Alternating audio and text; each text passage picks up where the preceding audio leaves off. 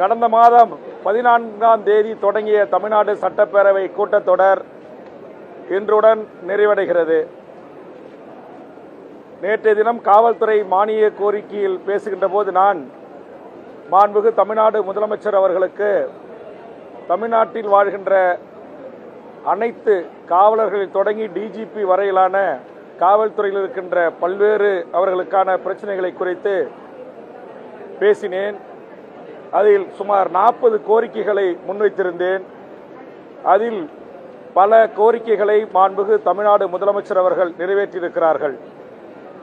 குறிப்பாக காவலர்களுக்கு தகுதி வாய்ந்த மருத்துவமனைகளில் அவருடைய முழு உடல் கூர் பரிசோதனை செய்து கொள்வதற்கு அனுமதி அளிக்க வேண்டும் என்றும், பல்வேறு இனங்களில் அவர்களுடைய தேவைகளை கோரிக்கைகளை நிறைவேற்ற வேண்டும் என்றும், SSI-யாக 20 வருடம் 10 வருடம் மேலாக இருக்கிறார்கள், அவர்களுக்கு உடனடியாக டைரக்ட் SI-யாக பதவி உயர்வு வழங்க வேண்டும் என்றும், இதுபோன்று பல்வேறு கோரிக்கைகள் முன்வைக்கப்பட்டிருக்கின்றன. அதில் பல கோரிக்கைகளை மாண்புமிகு தமிழ்நாடு முதலமைச்சர் அவர்கள் நிறைவேற்றியிருக்கிறார்கள். அதுபோன்று என்னுடைய பண்ருட்டி தொகுதியில் புதுப்பேட்டை காவல் நிலையம் பழைய காவல் நிலையமாக இருக்கிறது, ஒரு புதிய காவல் நிலையம் கட்டித்தர வேண்டும் என்று கோரிக்கை வைத்தேன். ரூபாய் 2,42,00,000 ரூபாயில் கடலூர் மாவட்டம் பண்ருட்டி தொகுதி புதுப்பேட்டை காவல் நிலையம் புதியதாக கட்டித்தரப்படும் என்று அறிவித்திருக்கிறார். ஆக அதற்காக மாண்புமிகு தமிழ்நாடு முதலமைச்சர் அவர்களுக்கு இந்த நேரத்திலே நன்றி சொல்லி, இன்று கூட்டத்தொடர் நிறைவு செய்கிற நாள் என்கிற காரணத்தினால் நான் சுமார் 100க்கும் மேற்பட்ட கவன ஈர்ப்பு ஒத்திவைப்பு தீர்மானங்களை தந்திருக்கிறேன், குறுகிய கால வினாக்களை தந்திருக்கிறேன். ஆனால் இந்த கூட்டத்தொடரில் என்னுடைய ஒரு கவன ஈர்ப்பு தீர்மானங்களோ ஒத்திவைப்பு தீர்மானங்களோ எடுத்துக்கொள்ளப்படவில்லை என்பது மிகவும் வருத்தத்திற்குரிய ஒரு செய்தி. ஆதலால் நான் இன்றி நேரமில்லா நேரத்தில் இதை குறித்து பேசுவதற்கு கை தூக்கி எழுந்து நின்றபோது பேரவைத் தலைவர் வாய்ப்பளிக்கவில்லை. மாண்புமிகு தமிழ்நாடு முதலமைச்சர் அவர்கள் பதிலுரை இருக்கின்ற காரணத்தினால் நான் பொறுமையாக அமர்ந்தேன். முதலமைச்சர் அவர்கள் பதிலுரை அளித்தார்கள். அதற்கு பிறகு நான் இத்தனை கவன ஈர்ப்புகளை கொடுத்திருக்கிறேன். அதிமுக்கியத்துவம் வாய்ந்த பிரச்சனைகளை குறித்து மரபு ரீதியாக விதிகளின்படியும் முன்வரிசை தலைவர்கள் ஏதாவது ஒரு பிரச்சனையை 2 பிரச்சனைகளை சட்டமன்றத்தில் எழுப்பி அதற்கான தீர்வை சம்பந்தப்பட்ட முதலமைச்சர், துணை முதலமைச்சர், அமைச்சர் பெருமக்கள் அளிப்பார்கள். இந்த மரபு ஆண்டாண்டு காலமாக தமிழக சட்டப்பேரவையில் கடைபிடிக்கப்பட்டு வருகிறது. ஆனால் இந்த மரபை இன்றைக்கு நம்முடைய பேரவை தலைவர் அவர்கள் உடைத்து அதற்கான வாய்ப்பை தரவில்லை. அதனால் நான் தொடர்ந்து எழுந்து நின்று குரல் கொடுத்தேன், முதலமைச்சரை நோக்கி, அவை முன்னவரை நோக்கி. அதற்கு பிறகு முதலமைச்சர் அவர்கள் அவை முன்னவரோடு ஆலோசனை செய்துவிட்டு பேரவைத் தலைவருக்கு வேல்முருகனுக்கு வாய்ப்பு தாருங்கள் என்று பரிந்துரை செய்தார். அதற்கு பிறகு பேரவைத் தலைவர் எனக்கு வாய்ப்பு தந்தார்.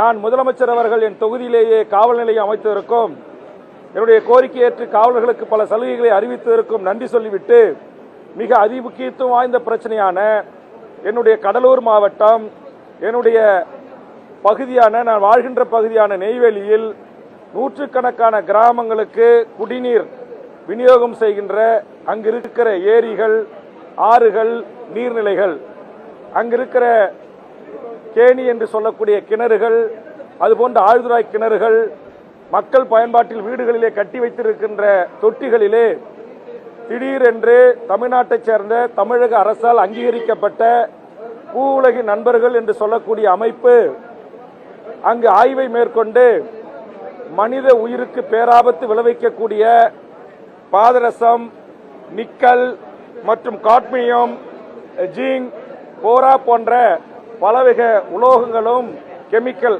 அதிலே கலந்திருப்பதாக, அதாவது 1 மடங்கு 2 மடங்கு அல்ல 250 மடங்கு கலந்திருப்பதால் அங்கு மனித உயிர்களுக்கும் கால்நடைகளுக்கும் குழந்தை பேருக்கும் குழந்தைகளுக்கும் பேராபத்தை விளைவிக்கும் என்று அவர்கள் அறிவித்தார்கள்.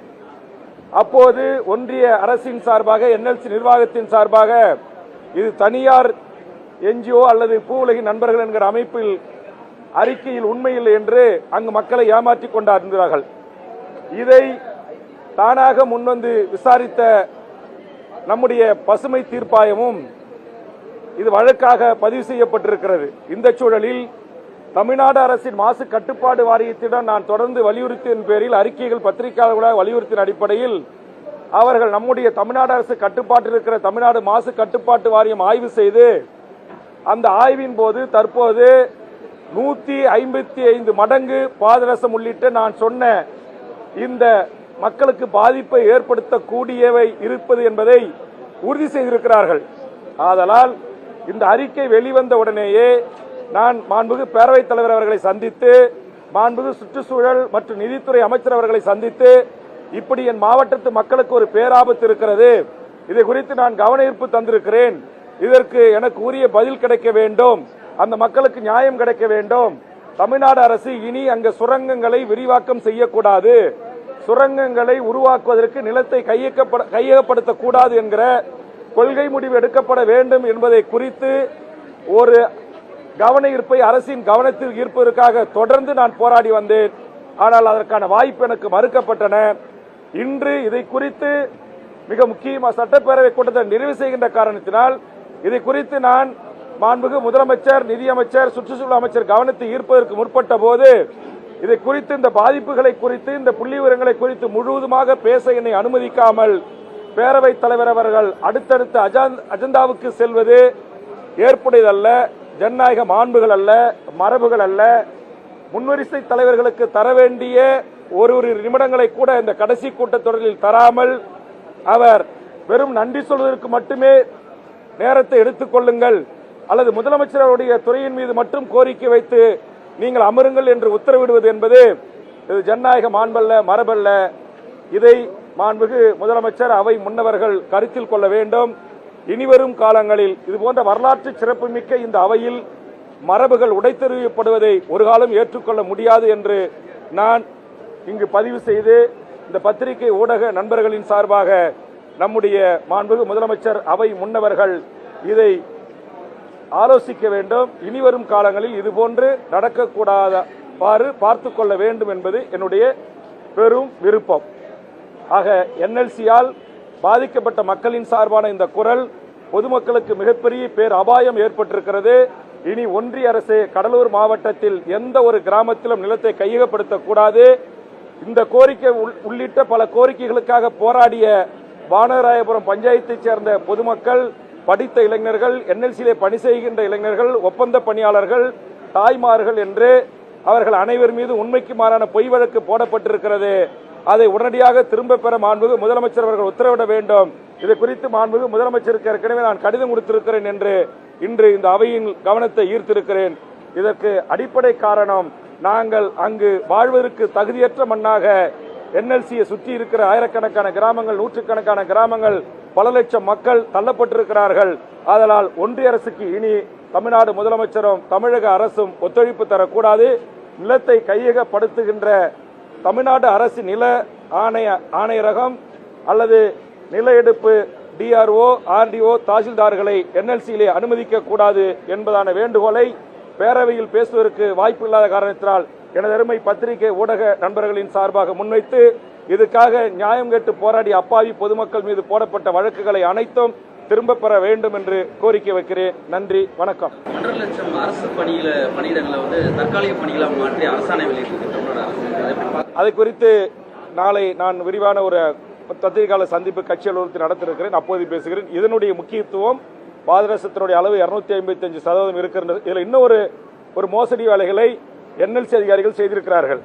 தமிழ்நாடு மாசு கட்டுப்பாட்டு வாரிய அதிகாரிகள் சோதனைக்கு இந்த கிராமங்கள் வருகிறார் என்ற உடனேயே உடனடியாக தங்களுடைய துறை அதிகாரிகளை அனுப்பி அந்த அளவை எடுக்க வந்த தமிழ்நாடு மாசு கட்டுப்பாட்டு வாரிய அதிகாரிகளுக்கு பொய்யான தகவலை சொல்வதற்காக அதை அனைத்தையும் சுத்தம் செஞ்சிருக்காங்க.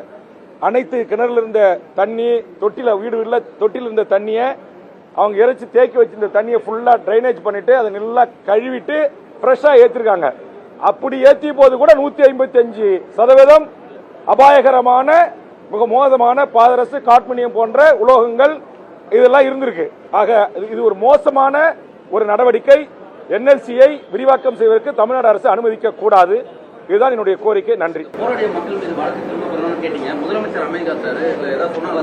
முதலமைச்சருக்கு ஏற்கனவே கடிதமாக கொடுத்திருக்கிறேன், அது ஆன்கோயிங் ப்ராசஸ்ல இருக்குனாங்க.